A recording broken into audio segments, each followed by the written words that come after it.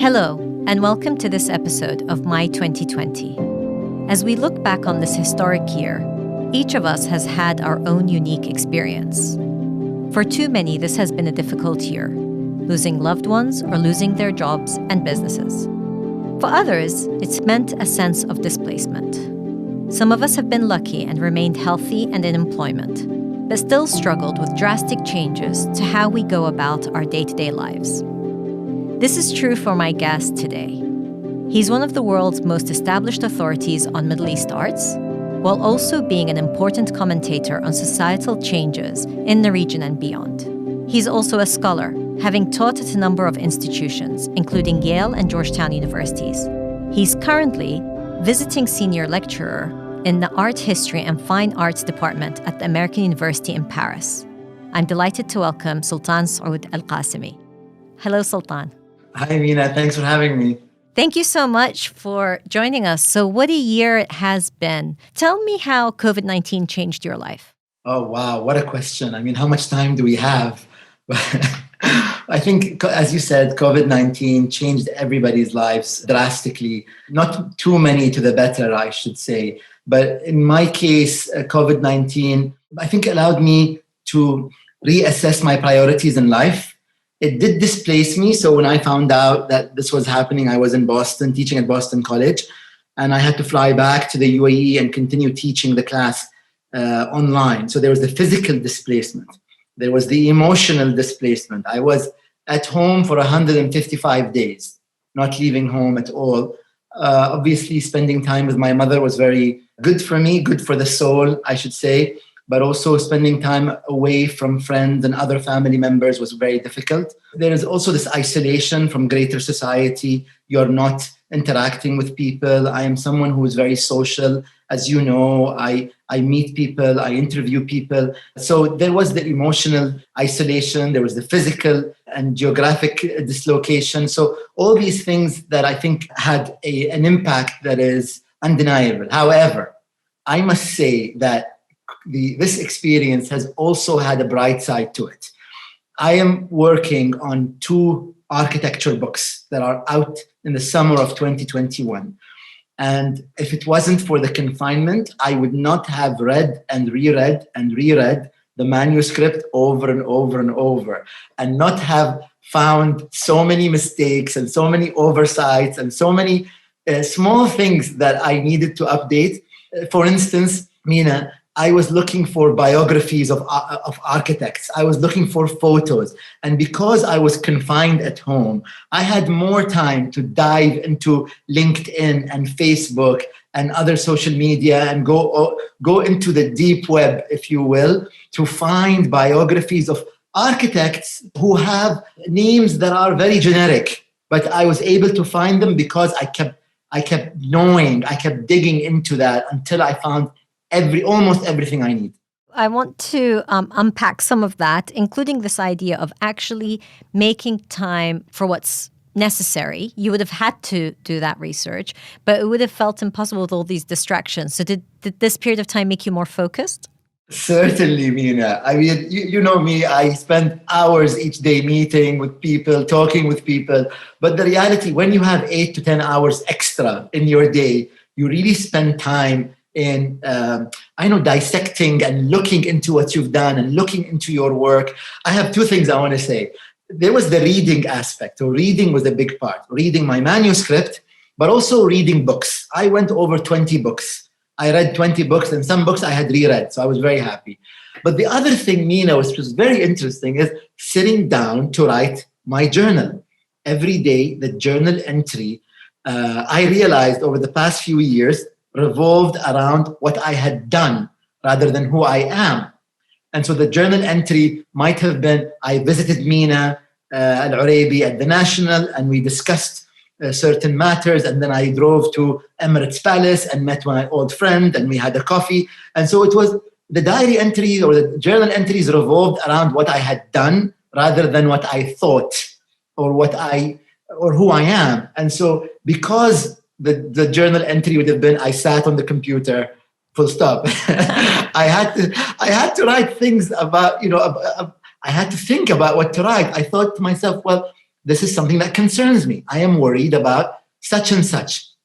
It turns out I really do like this book, and this is why I like this book. So had I been writing my journal entry last year, the entry would have been, I read 1984, full stop. But now I say, well, these are the things that I enjoyed about the book. And so it was a very reflective process, which I feel I'm going to take with me going forward into 2021 and beyond. Right. So you just answered one of my questions, which was, what have you learned? But also, what will you take away from that experience? So one is that extra reflection and thinking about what actually is impacting you rather than just what you're doing, but what resonates with you. What else have you learned? I learned to enjoy our garden, Mina. I never thought I would be a garden person, but I just enjoy endless hours of walking around trees and admiring them and actually touching the leaves and touching the trunk and touching the branches is something that I never thought about. It was always a matter of driving next to the trees and seeing them with my eyes and almost looking at them as though they're some kind of background elevator music, if you wish. It was the same sort of idea, but now I really invest myself in learning about local trees and local fauna, local plants. I even tell my mom, how come we don't have a samra tree? So I've been on the case of the samra tree for the past few weeks, and my mom has bought 3 trees for us. So I'm so excited about these trees arriving. And so all these things that I didn't think I'd enjoy, I never thought I would enjoy spending 3 hours in the garden on my own and not going out every day. I don't think I can stay 155 days, but I think I can stay for a couple of days at home and not venture out. So why did you decide to self-isolate for 155 days? First of all, I live with my mother, who's in her 70s, and so she's in the high-risk category. And I had to be very mindful of her health and not be selfish. And then also, I think the fact that I had gotten so deep into working on the books that I didn't want to break the momentum. I feared that had I gone out, then one day would drag the other, and then I'd start going out too often. And I'm really, really grateful for this time that I spent at home. And I only really left home when I had to go buy clothes to go teach in France. So I went to France for a couple of months to teach this semester, and I had to go buy clothes because all my clothes are in Boston. So I want to talk about that trip to Paris. But first, I wanted to ask you, what was the hardest part of the 155 days of isolation? Wow, I really think it was some kind of physical contact, because I'm a hugger. I hug people. I shake hands, I hug. I'm a person who enjoys the company in a room, but I also enjoy, enjoy being with people. And this is something that, being alone for so long is so difficult. And I really think, Mina, that there was a fear element. At one point in time, there was a fear element that was so real that we did not know how far this would go. Remember the first few days, even the first few weeks of this virus, we almost forgot about them now, but you really don't know. There was all these horror stories of someone going out once and coming back and giving the elderly mother the virus, and then the mother passes away, and then they regret it. And I don't know if it was real or these stories were fiction, but they were truly horrific. And this was the closest thing I came to fearing for my life in the UAE. The UAE is a very safe country. I never felt afraid in the UAE before confinement or before COVID. And so this was, for the first time, I related to fear being in the UAE. And hopefully it's the last time, because it is a very safe country. But this was actual genuine fear, to the extent, Mina, that I didn't allow anyone from my siblings to visit my mom. That I trusted myself. I knew that I wasn't going out, but I didn't know if my siblings and my nephews and my nieces were meeting friends, and if they would come and see my mom and hug her or give her a kiss, and then something would happen. So this idea, I think also the fear of uncertainty and kind of this drastic threat that, like you said, we're fortunate in the UAE, you don't really feel that. So suddenly it was there. That's a very interesting way of encapsulating it. Now, of course, you said you broke your self-isolation because you had to prepare to go to Paris. And so, Paris, you were there to teach. It's where you had studied also. So Tell me about, first of all, that travel, the first time you travel after this long period of time at home, but also the experience of being at university and having that human interaction with students that unfortunately you're not enjoying as we speak now. Going on a plane after about 160 days of confinement or very short outings was quite an experience. As you know, the airports were completely empty. I didn't know if France would allow me in as a UAE citizen. In those days, it was almost impossible for non-EU citizens to travel into the EU, but I managed to travel in because I was from one of the categories that the French allowed in, which was educator. And it was quite an adventure because the educator category was only added a few days before my travel plan. So I was really happy that happened. Of course, the plane, Emirates is a very safe airline. They disinfect the seats. I felt very comfortable being on an Emirates flight. To be honest, I don't think I would have traveled had it been in one of some other airline. And also landing in France was quite surreal because I was used to Charles de Gaulle being the super busy airport, and seeing it with almost no one except passengers from our plane was also surreal, otherworldly, I should say. Finally, being in Paris, Mina, was such a great experience.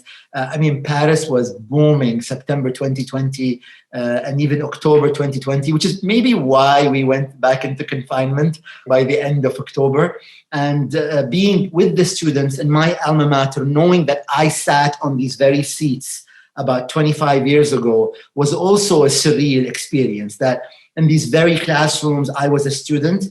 And now I am one of the teachers, one of the instructors. I am a person of certain degree of authority. I never thought I would be one of those individuals. And so that was quite nice, I think. And then we went online. And going online obviously was very, very different experience because I was very immersed with the students. I took them out to meet artists. We went to visit museums. We shared meals, of course, outdoors. And being in Paris in the fall, Mina, is just the most beautiful thing you can wish upon anybody on this planet. So the greatest feeling in the world is walking down the Quai d'Orsay or Quai Albert Premier and just enjoying the fall breeze with the orange-colored tree leaves and the smell of the Seine and even the noise of the cars. All of that just made it such a beautiful experience. Even these 7 to 8 weeks is something I would treasure forever.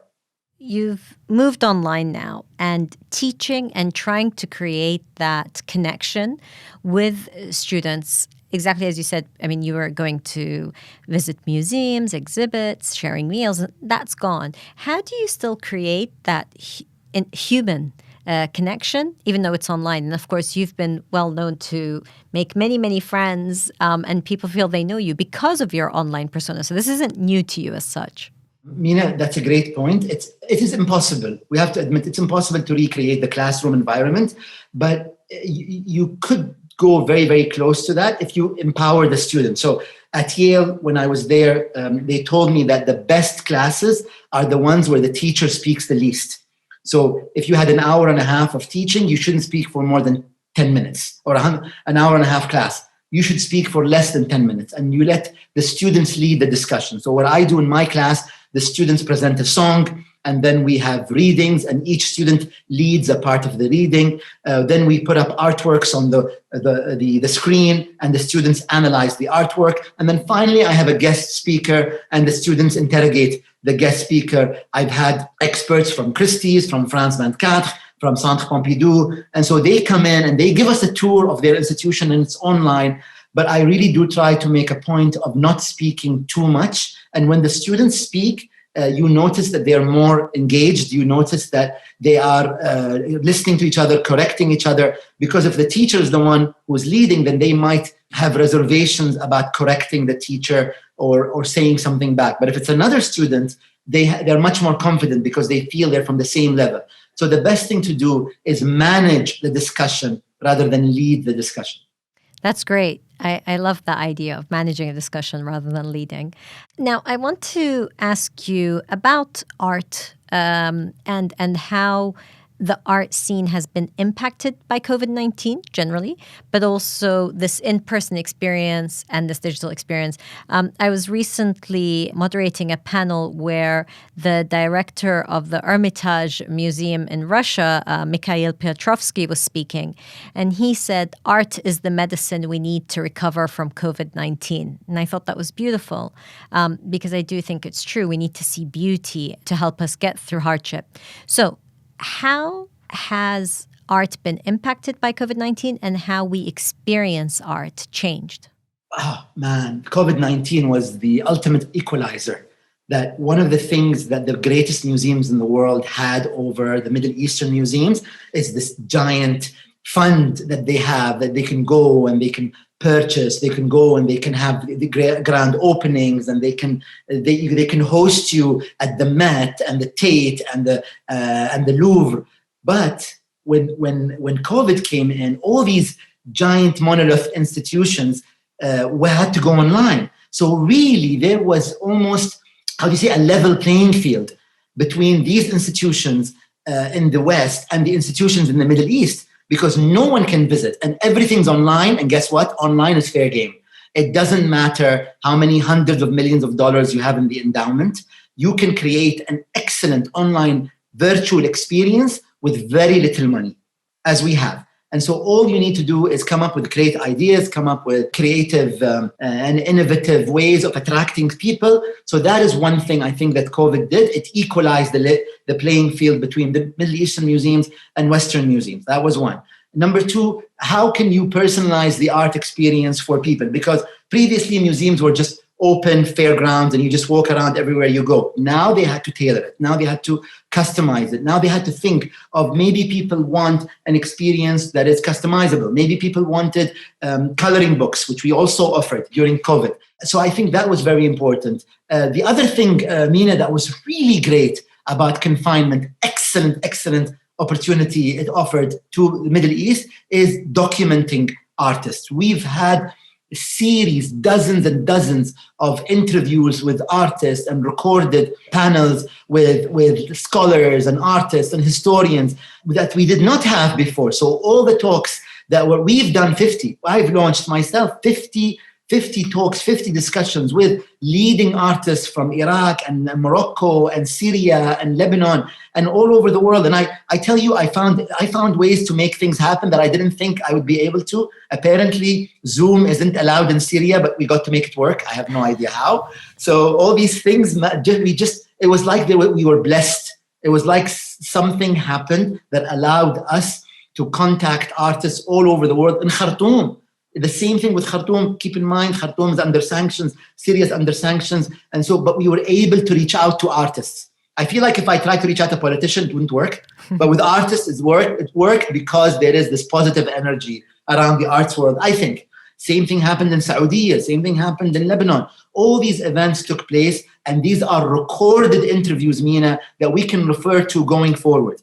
Had it not been for the confinement, none of this material on Arab and Middle Eastern, North African art would have made it onto the internet. So the internet is much more richer in terms of Arab art content because of COVID-19. It's so interesting because I was going to ask you about the cultural majlis that you launched. As you said, I hadn't kept tally of the number, but 50 such events.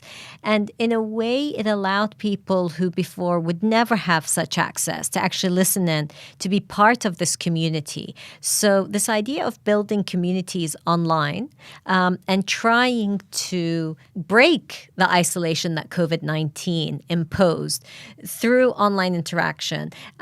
Tell me what you've learned from that and what you will keep, even, inshallah, when we get through this pandemic, what you'll keep from that and what you think people should learn from that experience. Amina, there was a spirit that formed around the cultural majlis that I was astounded at this. You had a group of men and women who were alone, but when the majlis came, they would just tune in and they had no obligation to attend. And they just tuned in because they saw faces that were familiar And I see them on the chat, saying hello to each other. It's nice to see you. You look nice today. I like your outfit. And so there was the spirit that formed around individuals. And Mina, in the 10 or 15 minutes before and after each majlis talk, there was a discussion that was so lively that I recorded, but I haven't released because this is a private discussion that it wasn't meant to be released, but I have it saved. And for instance, I had this amazing artist called Hind Nasser, who is a Jordanian artist, and she's a mother of one of my dear friends in Jordan. In the 15 minutes before, all these elderly Jordanian women who are her friends joined, and they had never been online before. And they started saying, hello, Nasser, it's so nice to see you. Congratulations on your son's promotion. It's so nice to know that your niece is doing so well in her job. And I just didn't want to stop that discussion. People wanted to see each other. And because of these platforms, we were able to see each other and talk with each other. And the Iraqis all over the world. And I remember, especially when May Muzaffar, an Iraqi historian based in Amman, when she spoke, we had people join from California, from Illinois. We had people join from France, from inside Iraq, from the UK, especially from the Emirates. Iraqis that had spent the 1960s and 70s together, and they reconnected online for that just 60 minutes of bliss that we were able to just recreate a little bit of Baghdad in the 1960s that I felt was so special as an observer. And I was so humbled that I was given this opportunity to allow these networks to reconnect, albeit very, very briefly. It's true. That moment, I was actually there for the May Muzaffar Cultural Majlis, and you're right. For a moment, you forgot you were even online because it was genuine, and there was that moment that people came together.